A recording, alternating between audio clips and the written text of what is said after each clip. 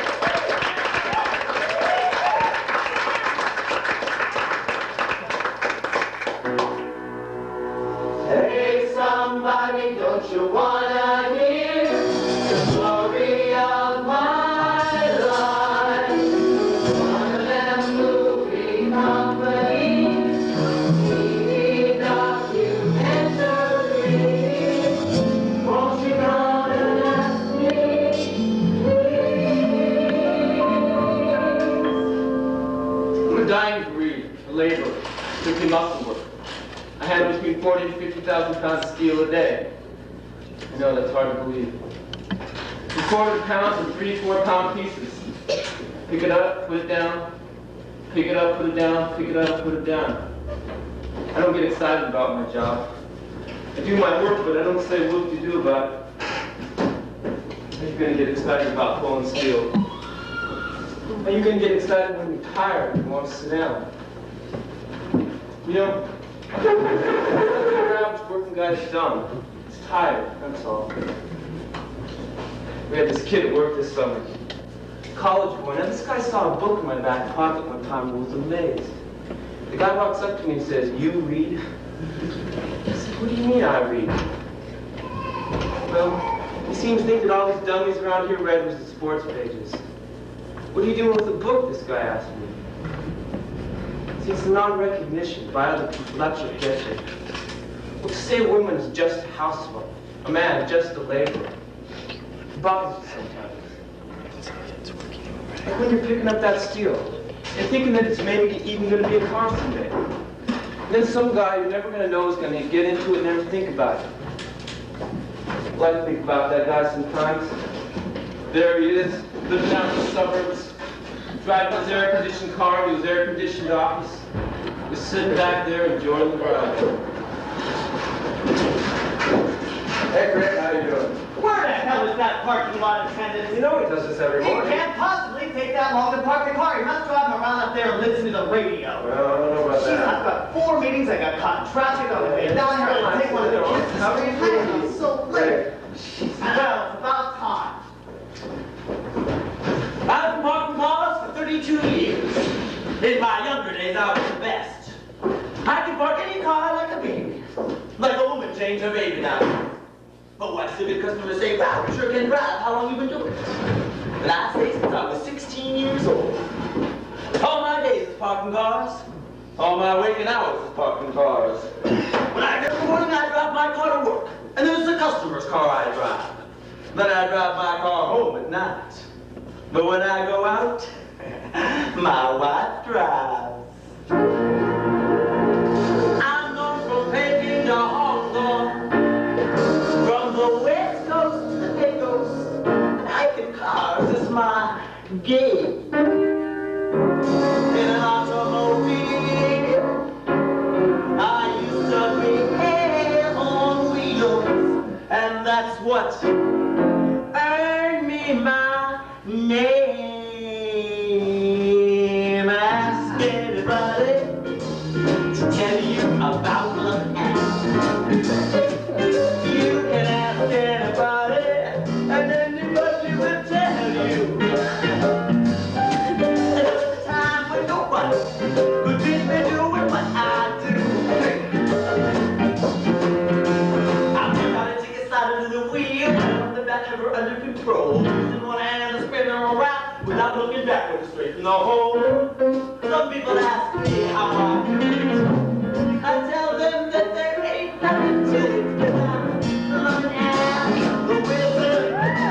Oh, one swing out, that's it.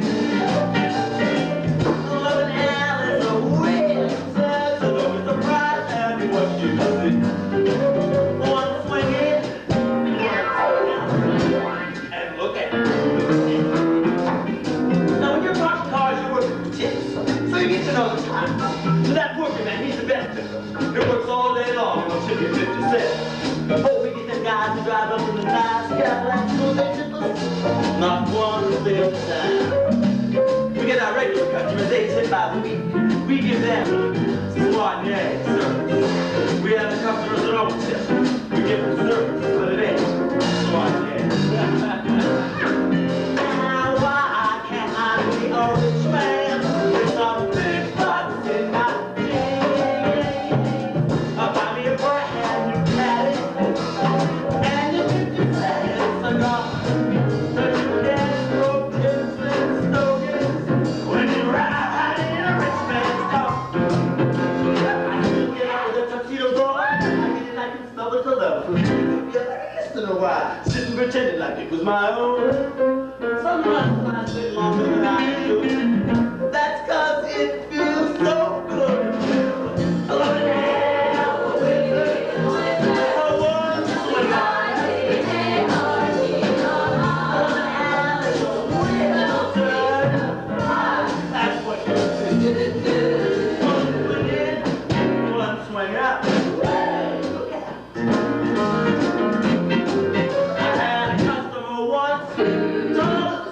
that?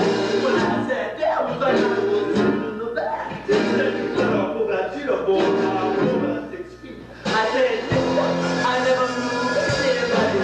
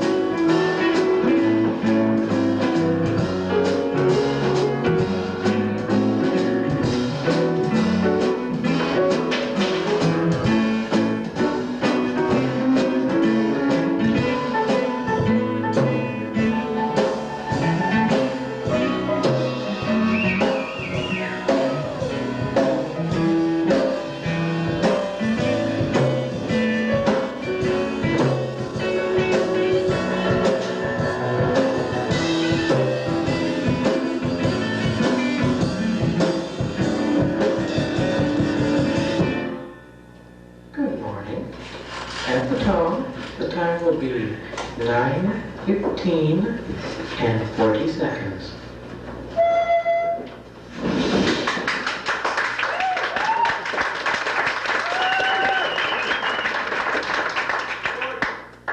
Listen, would you mind getting this out for me at Surgeon's? I need it in 2 weeks. I can get it done in 2 hours. So I put it on the back burner and then I produce it on time. When I first came here, I came in early and I stayed late. I would work a project to the wall, get it done really right, and then ask for more. They didn't like that. I was out of line. I was wrecking the curve. Everybody else was rationing his time, playing cards at lunch for 3 hours, sunbathing on the roof. I realized, okay, the road to ruin's doing a good job. But you know, the amazing, absurd thing is that once I stopped doing a good job, people began to recognize a sort of authority in me. Well, now I'm moving ahead like blazes. I have my own office. I have my own secretary. If I want a bookcase, I get a bookcase. If I want to go shopping, I go shopping. This is the first comfortable job I've ever had in my entire life, and it's absolutely despicable. Maybe be sure to bring those reports to my office, all right? And make them real nice inside.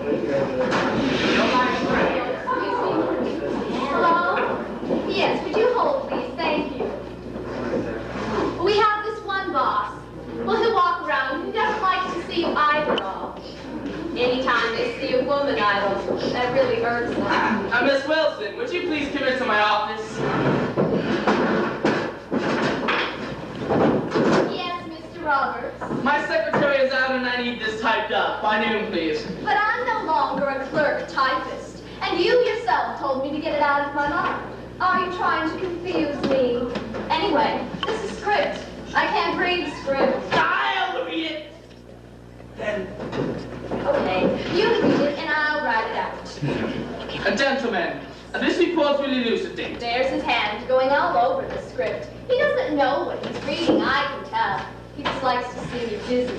Furthermore, No, I can only do one sheet at a time. I'll go over and type this one up. So what I did was, I'd type up one paragraph, and then I'd wait 5 or 10 minutes. I made sure to make all the mistakes I could. You know, it's amazing. When you want to make mistakes, you really can't. So one of the girls comes up to me and she says, "Hey, Diane, you're going off the line. Oh, be quiet. I know what I'm doing. Just go away." I fixed it up real pretty. I mean, after all, he told me himself I was no longer a clerk typist. Here's the first sheet, Mr. Roberts. Oh, well, I'm sorry. I didn't have time to proofread it. It made me really nervous to have it typed up by a certain time. I had deliberately misspelled some words. He got the dictionary and looked them up for me. Miss Wilson, the number 8 does not appear in the word elucidate. So, I took it back, and I crossed out all the misspelled words, and I squeezed the new ones in there. So 12:30 comes along, and the work just looks awful. So I put the 4 sheets together. I had never seen anything so horrible in all my life. I decided to write him a note. "Dear Mr. Roberts, you've been so much help. You look up words for your secretary, you proofread. Oh, it must be marvelous working for you. Please call on me again." I never heard from him. It's not just the assembly line worker whose job is too small for his spirit. A job like mine, if you really put your spirit into, you can sabotage immediately. Jobs are not big enough for people. I've noticed when you ask someone who they are, they define themselves by their job. I'm a secretary. I'm a sales manager. I'm a corporate executive. When someone asks me, I say, I'm Nora Watson. At certain points in time, I do things for a living. Good afternoon. At the tone, the time will be 1 o'clock. Exactly.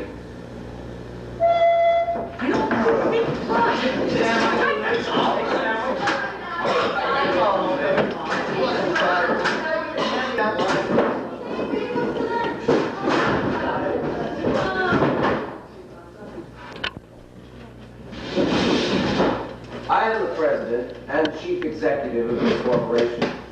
I have a lavish office, 2 secretaries, a private dining room with a private chef.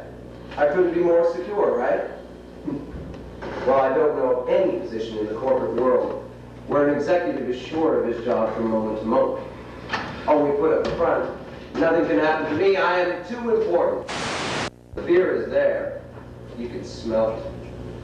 So I sit in my lavish office and chew Maylocks by the minute.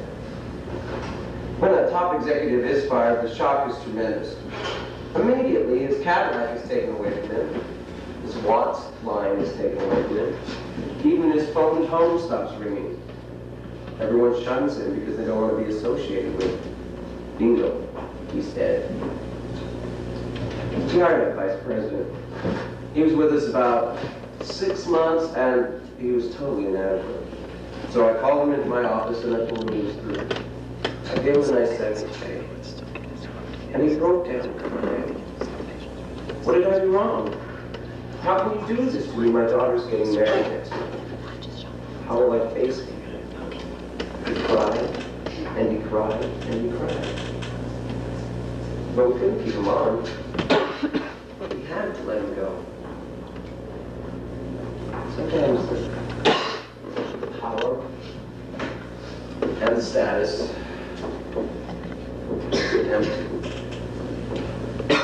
Sometimes you get a feeling that little boys playing their business. Sometimes, oh God, it must be very difficult being removed from that status position. Nobody ever calls you. So, well, I don't want to get into that.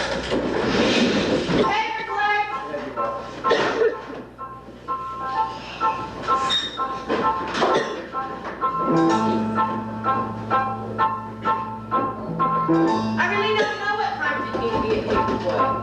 It's just sort of the way you get started, you know what I mean? And it's really good experience insofar as business world.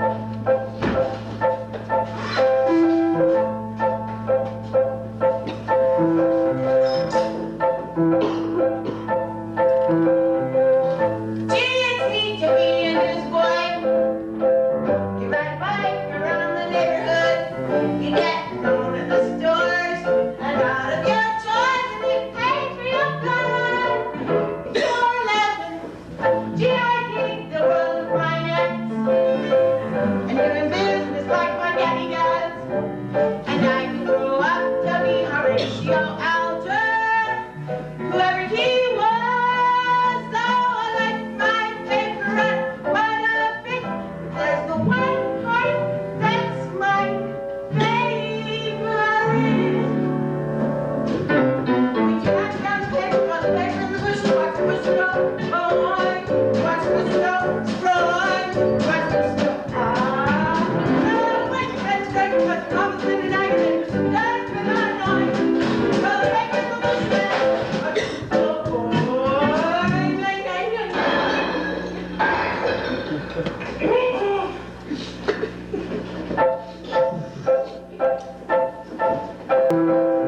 Hey, it's fun to meet the public.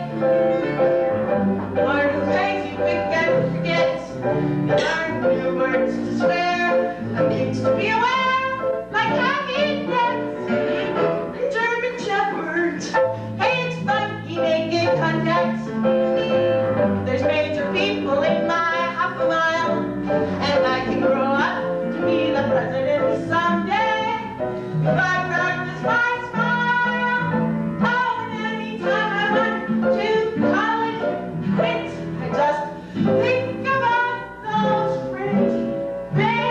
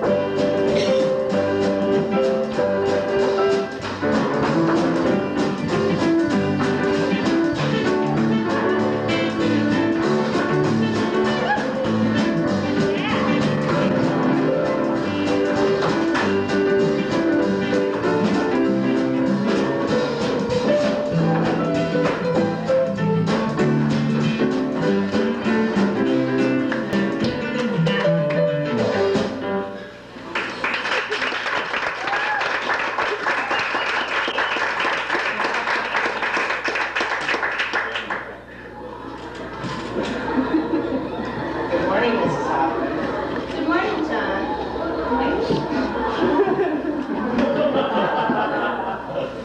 Every morning at 9 o'clock, we have a salute to the flag. We sing My Country 'Tis of Thee, and then we sing a parody I found of it.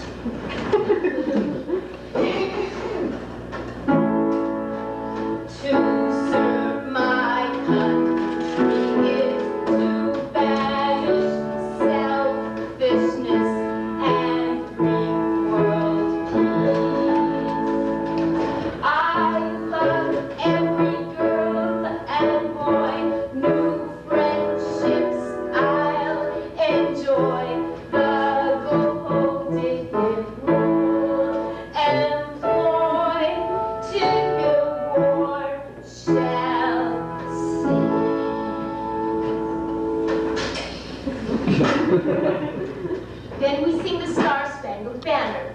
It's a dignified exercise. My name is Rose Hoffman. I teach 3rd grade.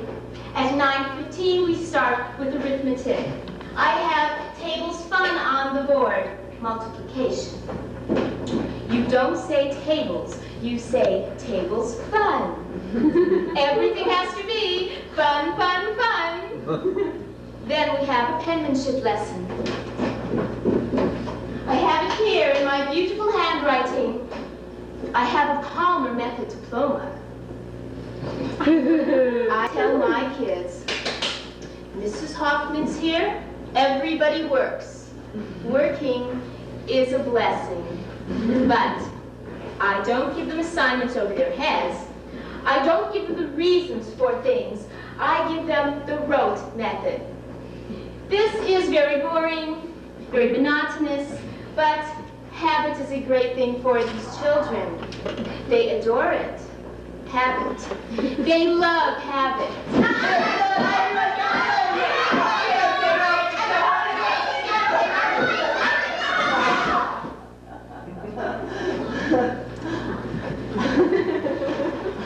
The neighborhood is changing. The type of child is changing too. I have 32 in my classroom. There's 23 Spanish and 2 Appalachians. Yes, I have seen great changes since I began teaching in 1947. January 6th, 1947. My students then were Polish primarily. I love the Polish people. They work hard. We had 2 colored families, but they were sweet. My classroom was always a showcase. In those days, we did it ourselves with colorful pictures and charts on the wall. A snowflake in winter, a pumpkin in fall, and all my supplies were in neat little piles on the shelves. My children were always examples by the principal came, they would rise. If I had to leave them a minute or two, they always found something constructive to do, and all of them sat in their places according to size. But kids don't know how to behave anymore. Ask them to rise, and they'll ask you what for. They write on the walls, and they sit on the floor. It's called informality now. They want me to teach in a classroom like that, but nobody tells me how. I made a big thing about spelling, but they learned by the time I got through. They copied the words till they knew them by heart. 10 times for the dumb ones, and twice for the smart, and gold stars were given to those who make sentences too. But nobody teaches them spelling today. Who has the time between weaving and play? The words they can't spell, I'm embarrassed to say. They're free to express themselves now. The way I've been teaching for 34 years is no longer effective, or so it appears. Well, damn it, it worked for me then, so what's wrong with it now? They say I'm supposed to keep up with the times, but nobody ever tells me how.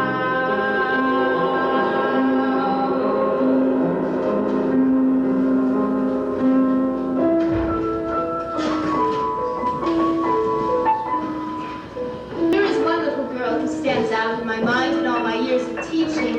My favorite, Pam. She was special. She was never any trouble.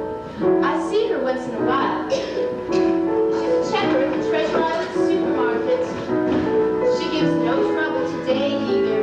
She has the same smile for everyone.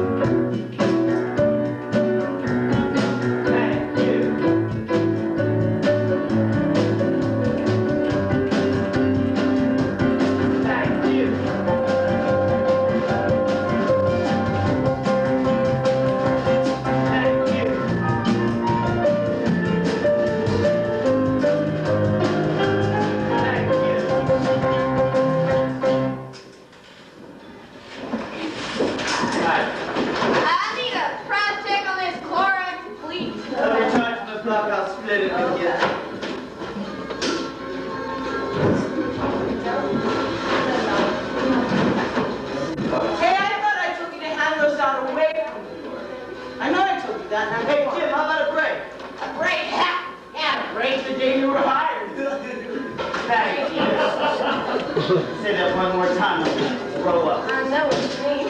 Hey, you do? What's your name? Brett! Wait. There's a few you checkers that are nice. There's that one that's incredibly sad. Pam? She was saying how she wants to go to school and get teaching credit, but she can't because her hours are wrong. She can't get her hours changed.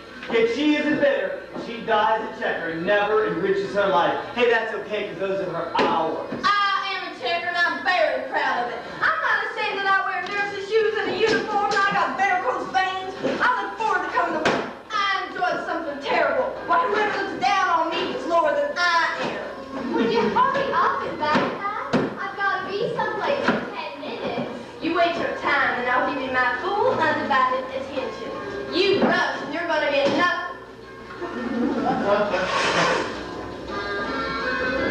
You walk through the doors.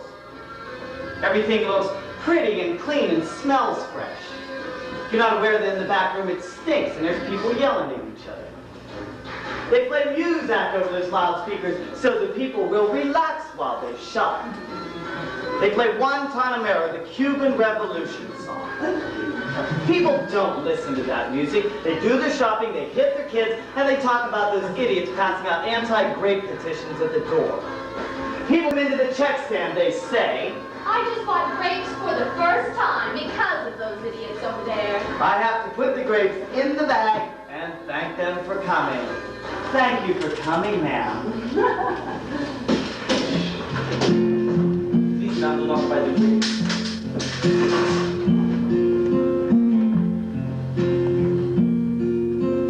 According to my mom, I was born in a coffee sack out in the fields. She had no money to go to the hospital. We used to migrate from California to Arizona and back and forth. The things I saw that shaped my life. I started taking crops when I was 8 years old. I couldn't do much, but every bit counts.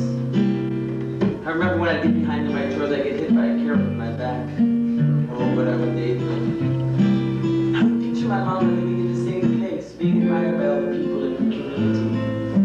And then be rudely awakened by a broken carrot in my back.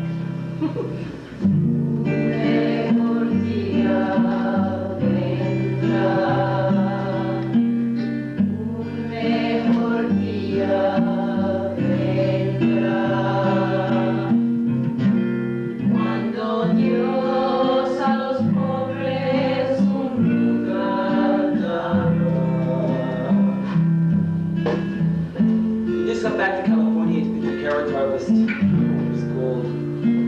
A poor kid we slept in a tent and had one old blanket to share. So I stole a new blanket from a grower. Oh, when we got under it, it was nice.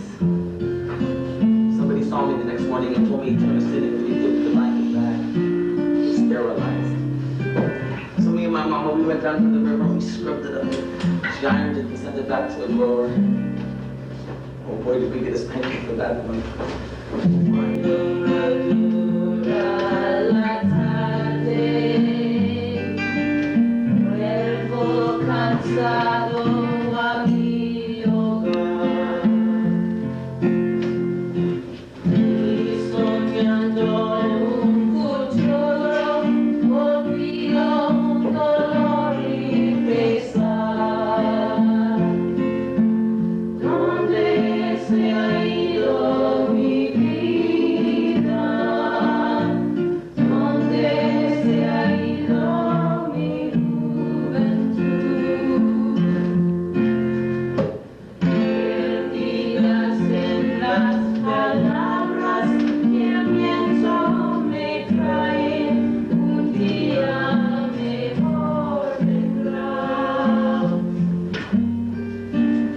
After my dad died, my mom would go into her tent and we'd go into ours.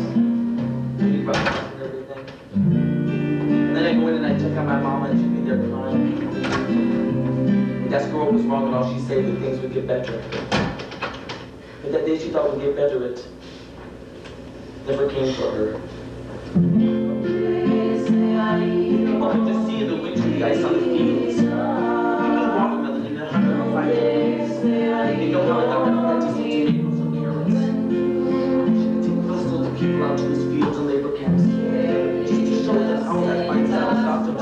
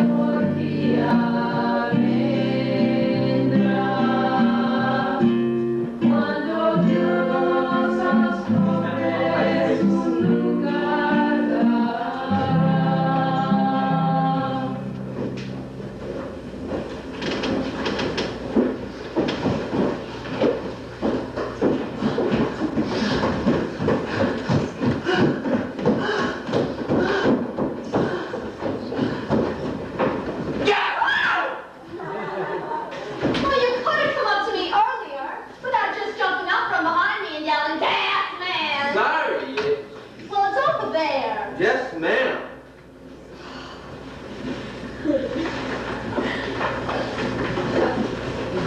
You gotta make some excitement for yourself, you know what I mean?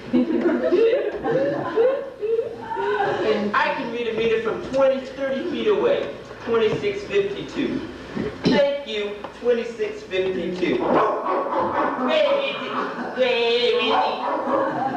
I've been bit once already by a Doberman. That's the biggest part of a dog's day when the gas man comes.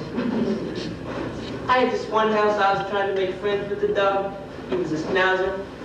I started to walk away because it was just barking his little fool head off, and then it just fell over. I thought it had a heart attack, but she said, he usually relaxes from barking too much. I usually hit it in the head with my flashlight.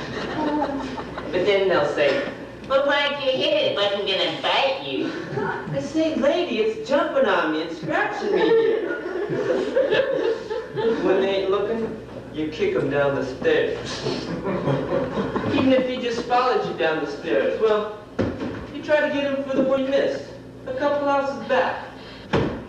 Yeah, the big subject of conversation with us is dogs and women.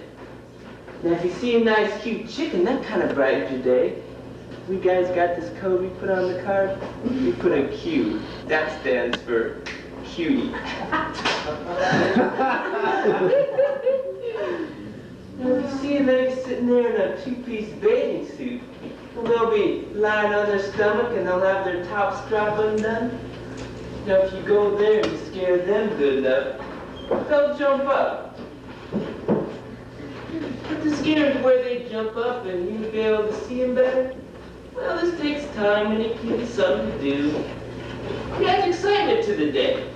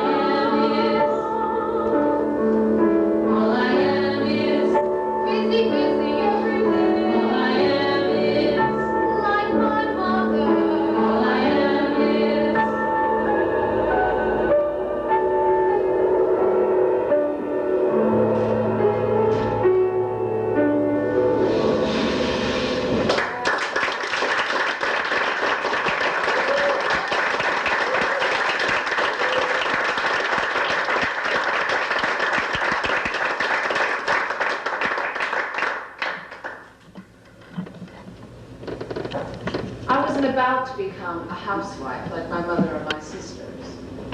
I think I always knew I wanted more out of life. I was 15 going on 16.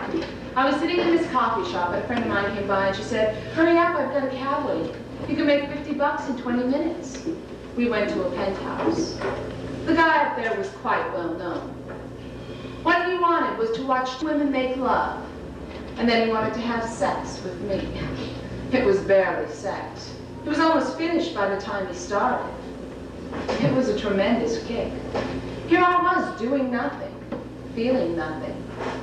And in 20 minutes, I was going to walk out of there with 50 bucks in my back pocket. How many of you make $50 for 20 minutes worth of work? I was still in high school. It was terrific. Looking back on it, I wonder why I was so quick to run out of that coffee shop and turn a trick. It wasn't traumatic because my training had been in how to be a hustler anyway, just as a woman. We're taught to hustle. The language girls hear all the time. Don't sell yourself cheap. Hold out for the highest bidder. What I do is no different from what 99% of American women are taught to do. It's just that I take my money from under a lamp instead of in a bottle of Arpege. What would I do with 150 bottles of Arpege a week, huh?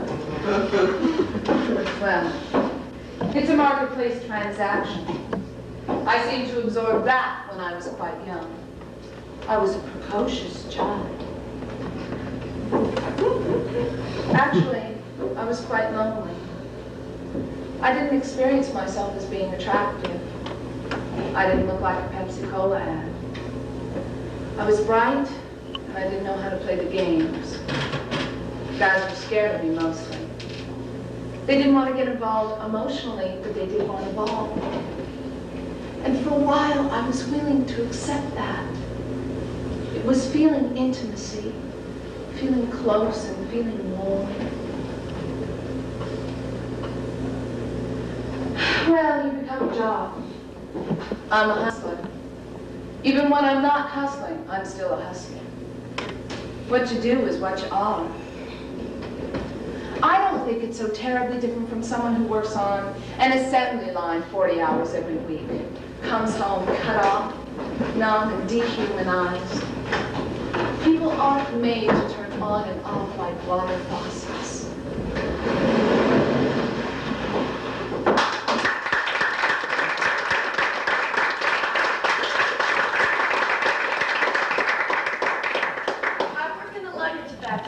We make suitcases. The tank I work in is 6 foot deep, 8 foot wide. In 40 seconds, you have to take the wet felt out of the felter. Put the blanket on to draw out the excess moisture. Wait 2-3 seconds. Take the blanket off. Pick the wet felt up and balance it on your shoulder. Reach over, get the hose, spray the inside of this copper screen. Turn around. Walk to the hot, dry dye behind you. Take the hot piece off and set it on the floor. Put the wet piece onto the dry dye. Push this button. Inspect the piece we just took off. Stab it and count it. 40 seconds. In the summertime, the temperature at our workstation ranges anywhere from 100 to 150 degrees. I've taken thermometers and checked it out. I've arthritis in the joints of my fingers naturally in that shoulder balancing that wet piece. The hoses will sometimes leak and spray backwards. The hydraulic presses leak, so you're slipping on oil. You have the possibility of being burnt every time that hot dye hits that wet felt. I've been burnt before. No fun. You're just engulfed in a cloud of steam every 40 seconds. The tanks run 24 hours a day. I work 8 straight hours with 2 10-minute breaks and 1 20-minute break for lunch. I find it difficult to eat my lunch in that amount of time. 40 seconds.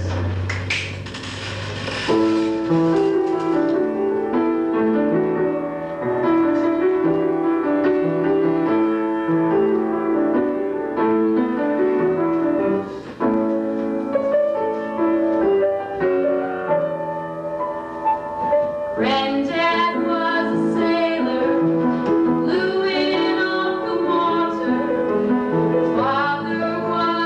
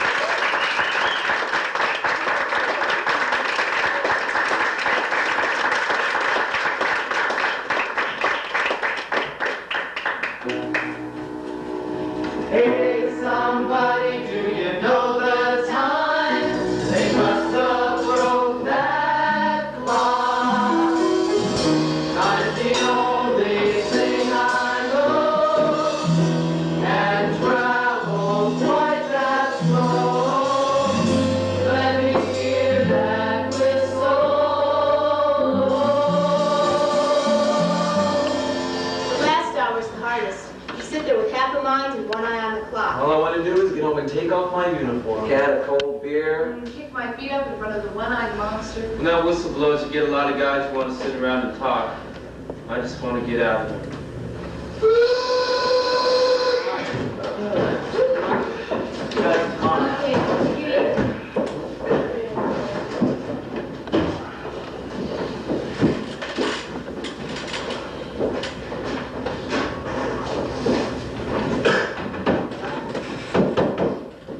It's a pretty good day, laying stone. Well, you get interested in what you're doing, and you're usually fighting the clock the other way. And you're not looking for quitting. No. You're wondering, you haven't got enough done, and it's almost quitting time. Good night, Anthony. See you later, Tony. You know, there's not a house in this country I haven't built that I don't look at every time I go by. And if there's one stone crooked, I notice it. Now, the people that lives there, they might not notice it. But I notice it. Stone's my business. Stone's my life. I daydream all the time about stone. And someday I'm gonna build me a stone cabin down on the Green River. Have stone cabins in the kitchen. Everything's stone. You know, it seems like all my dreams, I gotta have a piece of rock mixed up in them somehow. Builds a house with his hands. 30 years go by, it stands where nothing stood. A house of stone, the mason sleeps real good. Does his work, he's working hard. Quitting time's a big surprise, and then it's one more stone to get just right. It's always one more stone before the night. Every house he builds, every stone he lays, it's not just making money and counting off the days. He builds a house with his hands. 100 years go by, it stands, it tells you who he was. Life goes fast, but the work a mason does, it's meant to last. The work a mason does. You know, there's nothing in this world that's gonna last forever. But with stone, you'll get novels. It's made to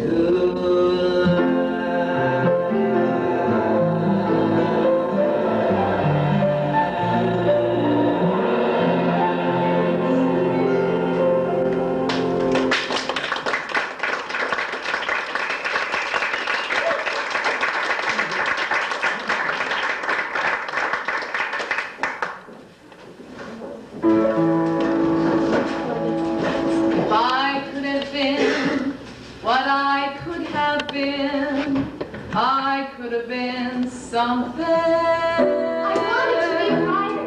Major league ball player. own a little farm. If what I could be had been left to me, I would have been something. Then my dad just A tower of strength, a center of power, at $10 an hour. Don't clock. Hell, I'm gonna work for a few years, watching car head south. Well, I've been wife, and that kind of changed my plans. You know what should be done. If I could have done what I could have done, I could have done big things. With some luck to do what I want.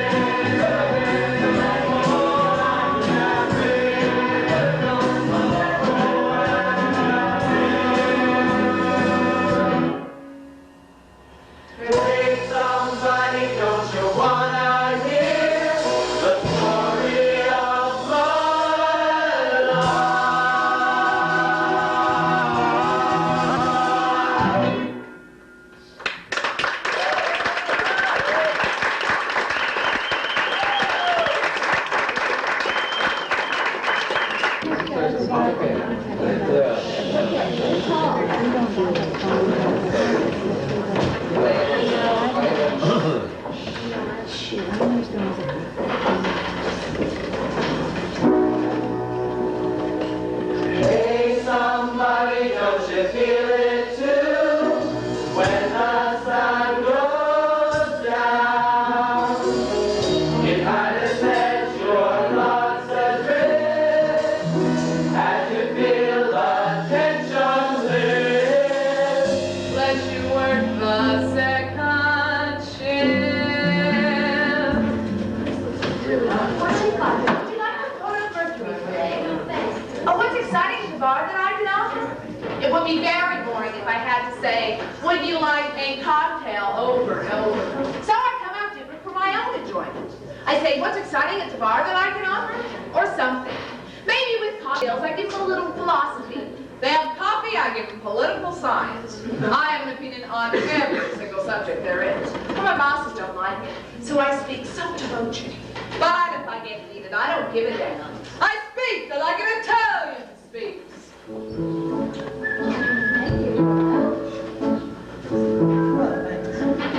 I have to be awake. Well, how else does the world come to me?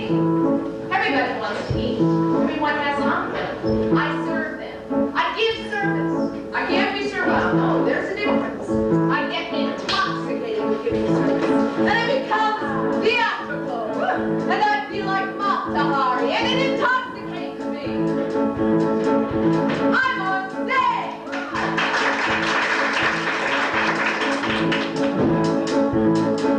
There's some men don't care when you put down the plate. There's a sound, not for me. When they move a chair, it's straight to the grate on the ground. Not with me. I have my hand right as I place the glass. As I stand right as customers pass. Serving any task, the gestures so gentle. Or do it again till it's near my end pulled down. It's an art to be a fine waitress, to see that your pleasure each guest. There's a twist to my wrist, if I let out more cup, more cut up, more cup, serve plenty your cup. It'll need to be stylish and smart. That's what makes it an art. I remember one day as I, now and then I had a face. And down I went. There is my tray full of seven crimes, never going to sing. God down I went. Thought I get my voice out, but guess where we fall? Never made a noise, not one noise, food at all. You gap and crawl, you give up what they like. You carry your tray like it's almost smelling like wool. La la la la la la la. It's an art to be a fine waitress. She denies render the test. Not my chef, maybe death. I say it's romantic. Why is static? My words magic. My song and art. Even that is an art. Your steak, milady. I like to say milady. I hate ma'am. And sometimes I say playfully to the man. Your trick, you know what? But now let's see. Which way to go? See, I do what you want. Oh my God, me. It's our tortoise farming all like Captain Farming. For them, it's easy for me. I'm a sing a song, be a choir, and I suddenly feel like I'm farming.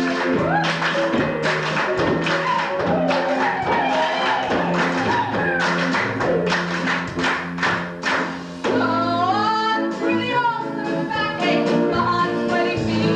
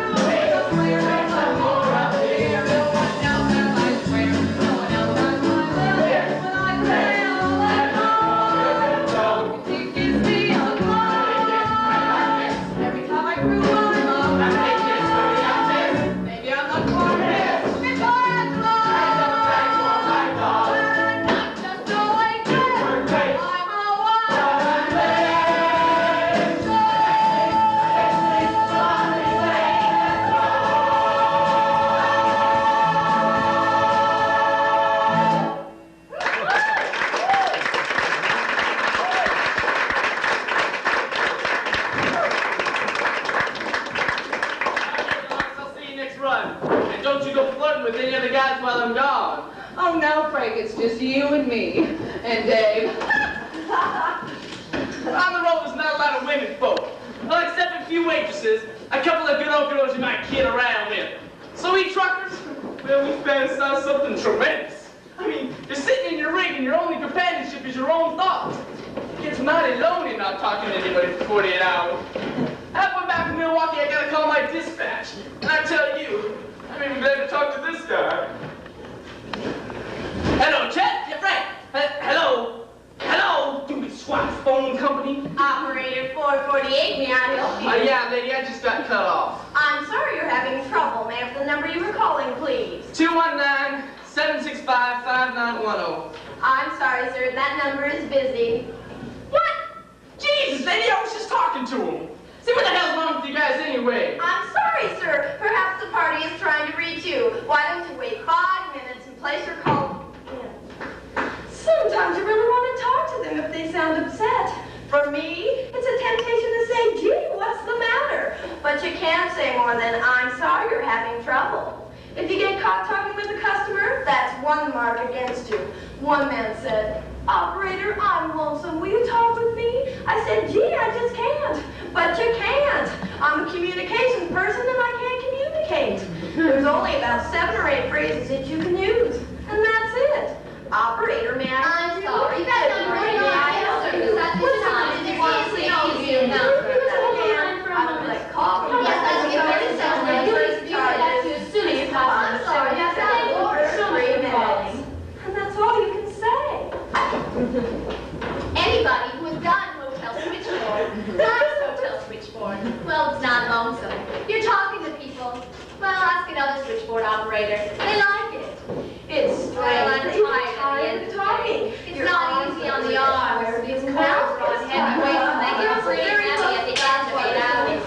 Sometimes the cords are so close together When you go to plug it in, then you've got to get that number in between, or if they want that number in between, so you break your fingernails. Do I listen in on phone You conversations? know, I never listened in on phone conversations, but I'll tell you.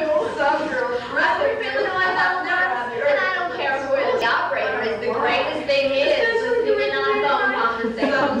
People are late at night, and it's real quiet. I don't think there's an operator who hasn't listened in on phone conversations. Want to hear a good one? Well, it was 1 o'clock in the morning, and a phone call comes in, so I said, Holiday Inn?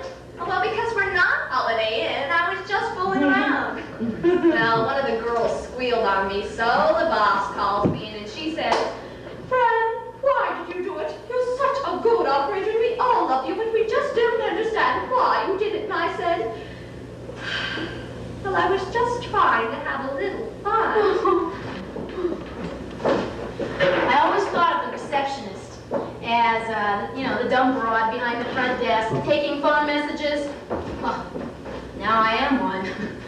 So, of course, I've changed my opinion. She had to be someone special. I thought I was special. I was doing fine until we had this big office party, and I was having a fairly intelligent conversation with someone. And then they asked me what I did. I said, I'm a receptionist.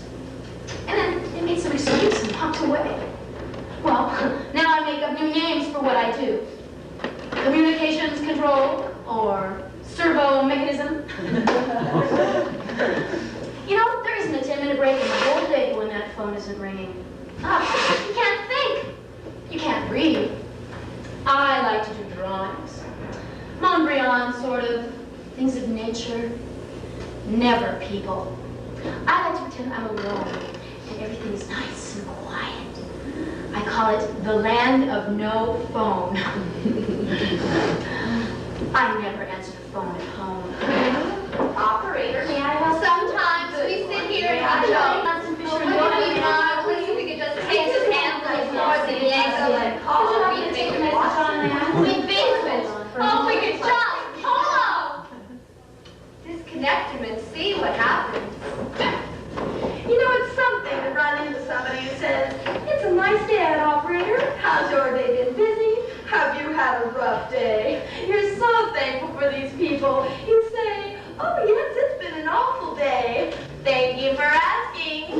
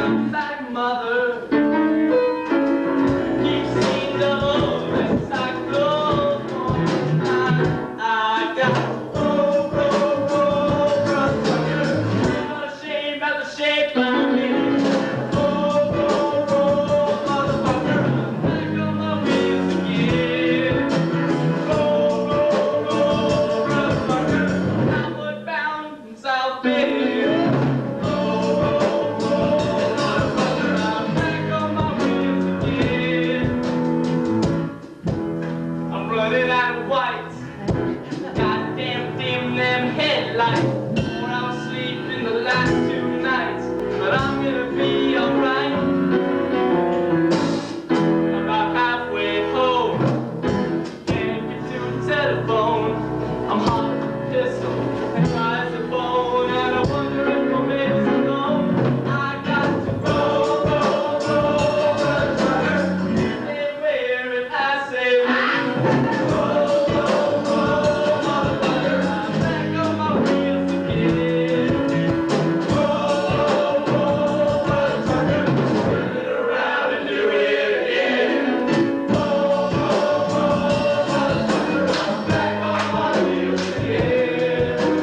I'm moving on to New Jersey, a bigger state police. I'm in a hurry. Won't you let me go in peace? I'm independent. I ain't got no teeth to do. Does the air for land and the sea I hold? They still don't know the road. And the only man telling me where to go is the man who owns the road. He said, go, I say where and you say where. Back on my wheels again. Back it all up and do it again. I'm back on my wheels again. I made 2 round trips to Milwaukee and passed through 4 blocks of my own house and I never go home.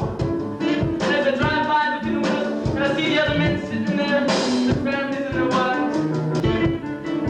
We truckers, we compare ourselves to saved. Yeah, we just saved out on the highway. Woo!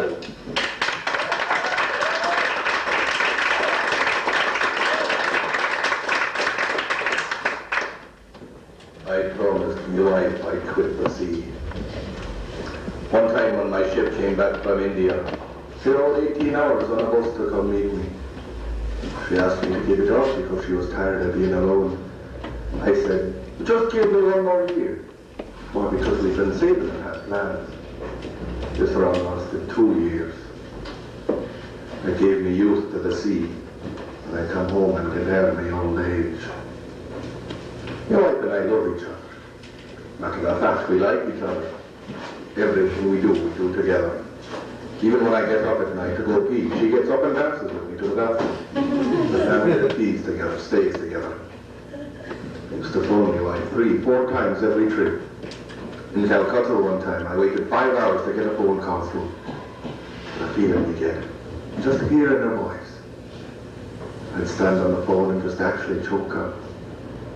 My wife would be crying on the other end and I'd say, woman, I'm spending too much money on this phone call, stop crying. But it was just so happy. No matter how much you love your wife, the sea is drawing you. The dream is to buy a schooner, and live aboard, and then charter. That's what my wife and I are both planning for. Even at my age, I haven't given it up. If I get me schooner, that'll be tops, that'll be it. I'll have both me loves, my wife and me sea. I would like to die at sea, and be buried at sea, and then spread out at sea. Give me 1 more year. Just 1 more year.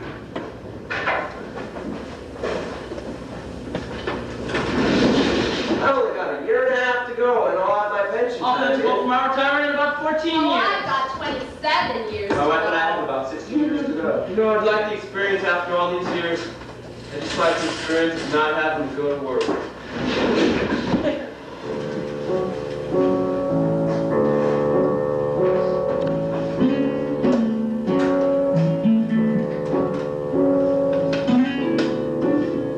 When I retired, the first 2 years I was downhearted. I had no place to go, nothing to do, and then I gave myself a good going over. Joe, I said, you can't sit at home like that and waste your time. Gotta get out and do things.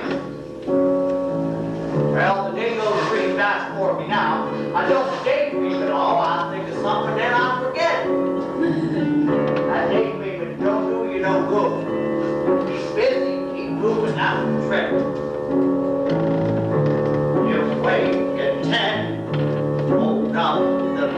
don't want to leave the couch open all day, you know, it's depressing. You cook an egg, you toast some bread, you cook for yourself, you save a bundle. If you don't keep track of your money, you will. You think about the day ahead, you don't go feeling sorry for yourself. It's like I said, you can sit at home and be mad at the world, or you get out and do things. You take a walk, you meet a chum. One guy lives up by National Biscuit, boy, you should see the nicer road.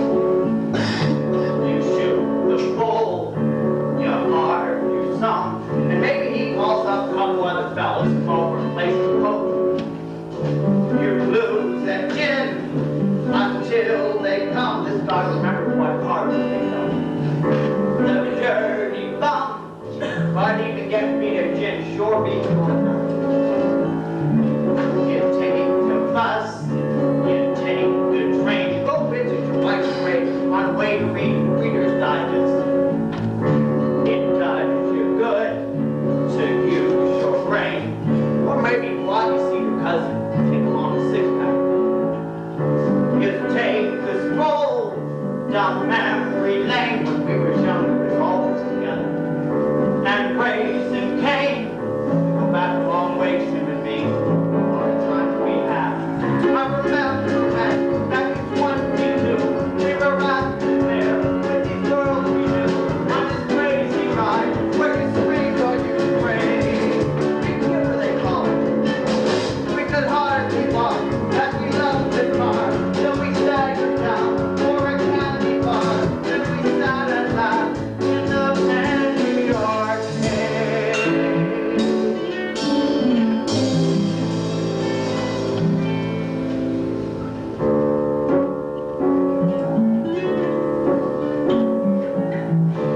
At 6 o'clock, you watch the news and politicians bet you sit down back you want to throw your slippers at the center. You cook some franks, no big to-dos. Most nights you lay around and clean up, maybe call your daughter. You watch a game, you take a snooze, but then there's Sunday. Sunday's different. You change your shirt and shine your shoes, but you're going round the block to the town. You shoot some pool, you drink some beer. You don't have to drink a lot to have a good time. You have 3, 4 in an evening. You find a pal, you bend his ear. You meet a lot of the old crowd there on Sunday. Sometimes a bunch of you sing the kind of song you never hear, like Pretty Baby or Tea for Two. And then you cheer. Last Sunday night we sang Till We Meet Again. Believe it or not, I once did a pulse to that tune. Honestly. It was that dance, I was 17, and the girl was like from a magazine, and the lights were low, and I really mean low. I think a couple of my friends had something to do with that. And I kissed her cheek as we walked away. I remember that like it's yesterday. What was she surprised? I can't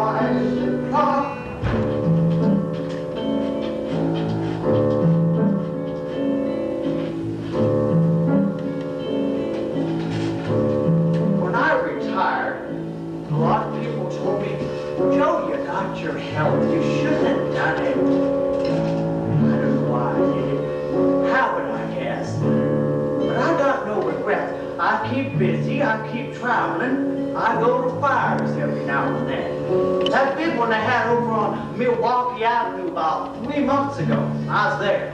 I was surprised there was smoke coming out of there heavy as hell, but you don't see no flames, you know? Boy, that was some fire.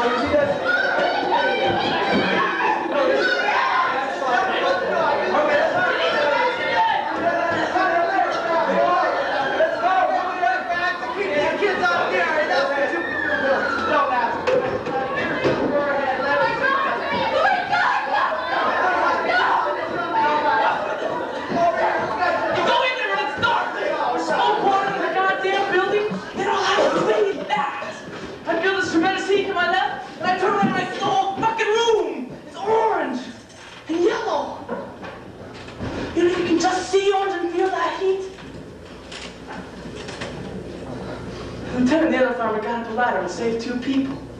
But downstairs there was a guy trying to get out a door. They had bolts on that door. He was burnt dead. You know what the lieutenant said? Lost him, man. Shit, lost him, man. Yeah, but we saved 2 people. Yeah, but we lost him.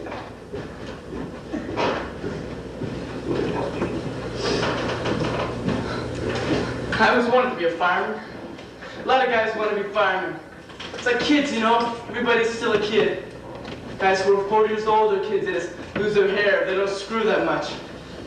I used to be a cop. And you want to know why I switched to being a fireman? I liked people. Sometimes I could feel the hate coming into me. I remember this one time I was on the roof of this project. And there was this black guy, about 6'7", standing at the top of the stairs. He had his back to me. And I went up to him and I said, "Hey fella, turn around!" And he says, "Yeah, wait a minute." And his elbows started moving around his belt. And I said, "Turn around!" And then it dawned on me that the guy had a gun caught in his belt. And he was trying to get it out. And I said, "Holy shit! You motherfucker! You know when I'm gonna shoot!" He put his hands on the wall.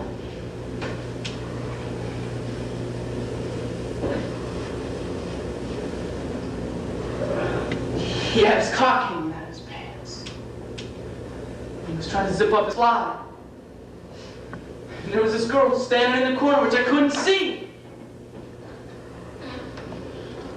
So here's this guy getting a hand job. And maybe a lot of guys would have killed me. I said, "Holy shit, I could have killed you!" He started shaking. And the gun in my hand was shaking like a bastard. I said, "Oh, I must be crying." I said, "Just get the hell out of here."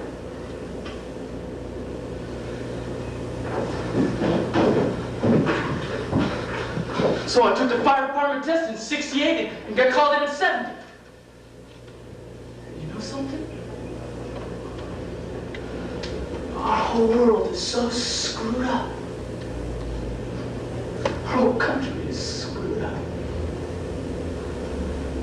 The firemen, you actually see them produce. I mean, you see them coming out of buildings with babies in their hands. You see them give mouth to mouth when a guy's dying. And you can't get around that shit. That's real. I worked in a bank once, you know, it's just paper. You're looking at numbers that ain't real. I can look back and they can say, I did something. I helped save somebody. I helped put out a fire. It shows something I did on this earth. I always wanted to be a fireman.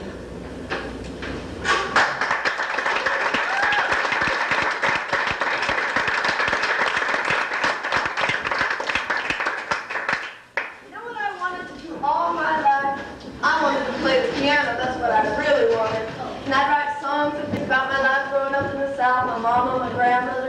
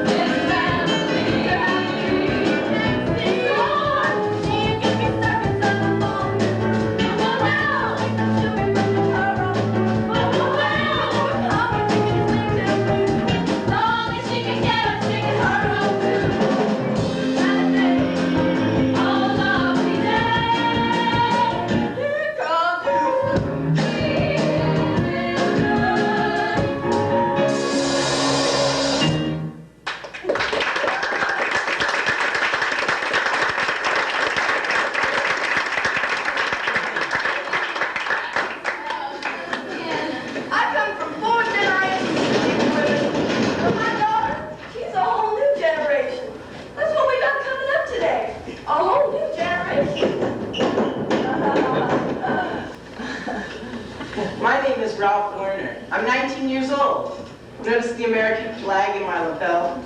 I've got 4 stickers all over my car. I think America is the greatest country in the history of the world. Well, there's times when I shoot my mouth off when I shouldn't. I mean, I don't want to create hard feelings about me, especially at the store. Like my hair. I keep it clean, I keep it combed, but it was covering my ears a little bit. I was classified right away as a radical. I mean, management didn't come right out and attack me for it or anything, but couldn't help feeling something behind closed doors was going on about it. So last Friday, I got a haircut. Not straight where I had it most of my life. I like it better, I get a warmer feeling at the store. Eventually, I'll probably go into my own business and start a family, of course. My, quote, dream girl, unquote, has long brunette hair. Doesn't have to wear a lot of makeup because she's going to be naturally pretty. And she'll have a lot of personality because when we're 15 going up the ladder of life, there's going to have to be a lot more than just looks. And she'll be a good mother. I would like 3 children, 2 boys and a girl. I would like a colonial-style house, preferably one that leans toward the Mediterranean style.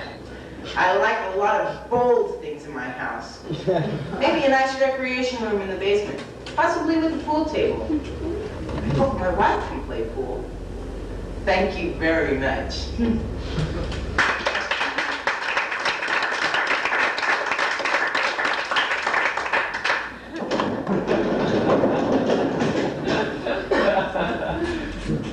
I was recommended for this job as a copy boy in a Chicago paper. I went down, talked to the editor, told him how much I wanted to be a journalist. He liked me. I had a dress on. Coming to work for me was kind of a missionary kind of thing.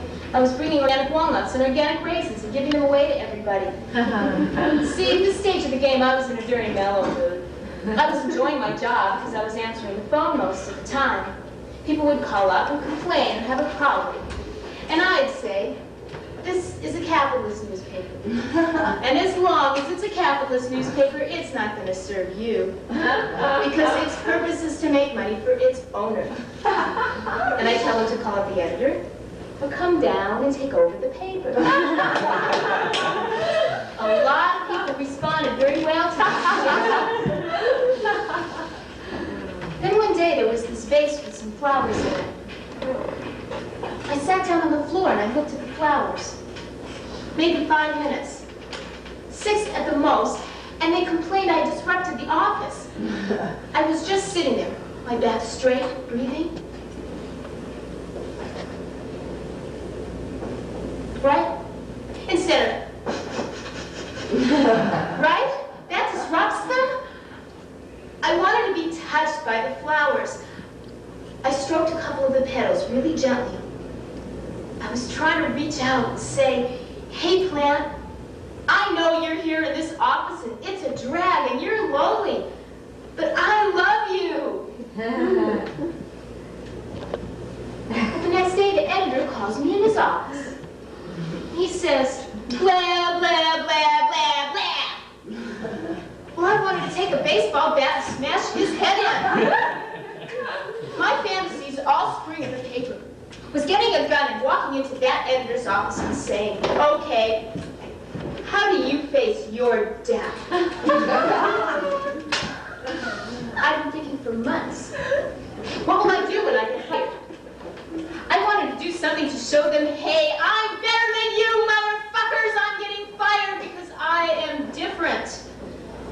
I was thinking, how could I show them?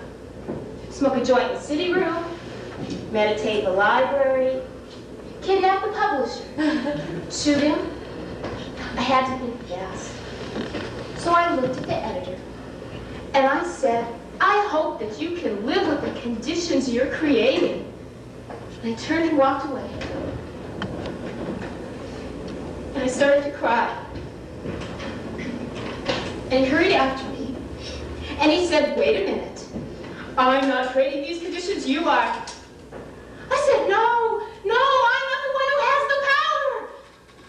You're the one who has the power.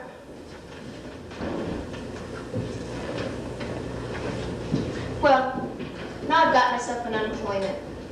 They were nice to me the first few times. Then this lady says, get a number. Well, I wanted to say, fuck you, lady. I can stand outside your house and hit you over the head and steal your money.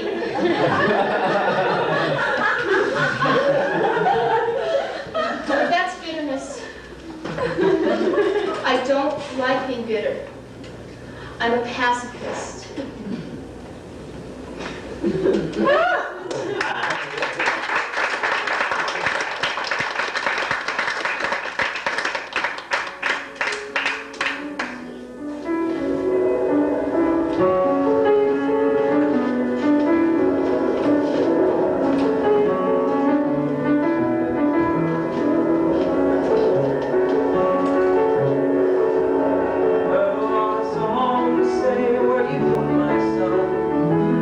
Now I know the truth. Boy, you never stop to think how fast the years run. Now they're taking you. I remember you was 3.5. Your mommy, we'd sit there after things got quiet.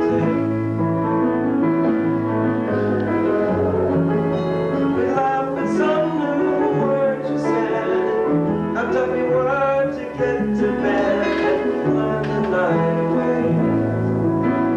Planning for our kid. I was your hero then. I couldn't do no wrong as far as you were concerned. Thought I was the best of men. Tables had turned, you had learned how little time it takes, and hands in mistakes.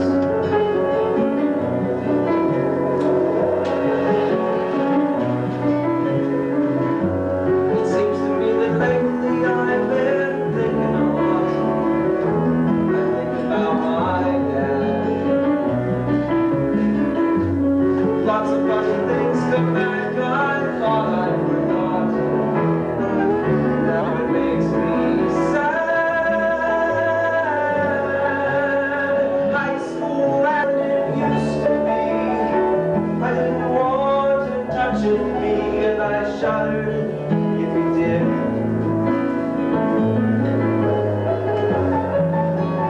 Further back to summer nights, baseball games beneath the lights, and sleeping in the car, a daddy and his kid. He was my hero then.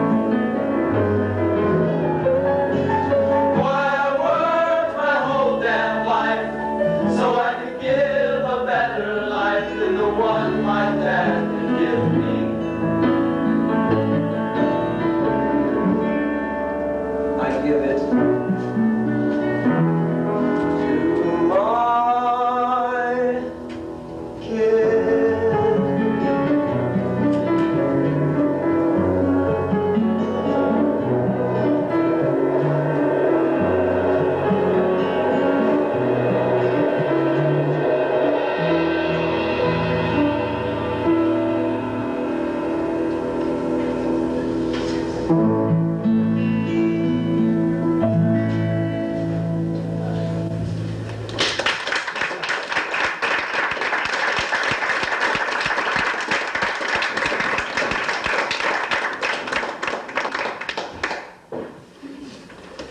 to hear about my job?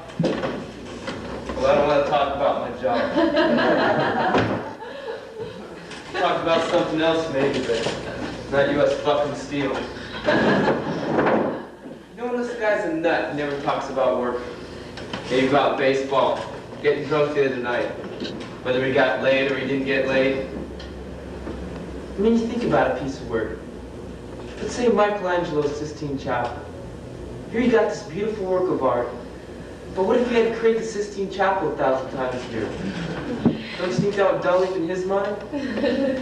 Or if Da Vinci had to draw the anatomical chart 60, 80, 90, 100 times a day? You know, sometimes when I make something, out of pure meanness, I put a little dent in it. I hit it with my hammer just to make it unique. And you fuck it up to see if it'll get by, just so I can say I did it. See, I want my signature on it. My imprint. My mistake. Mine. See, it's not just the work. Somebody built the pyramids. The pyramids. The Empire State Building. These things don't just happen. You know, I'd like to see a building, say the Empire State. I'd like to see on one side of it a foot-wide strip from top to bottom with the names of every bricklayer, every electrician, all the names. So when a guy walked by, he could take his son and say, see, that's me up there on that 45th floor. I put that steel beam in. Costa, he's got his paintings, and the writer, well, he's got his books. What can I point to? Everyone should have something to point to.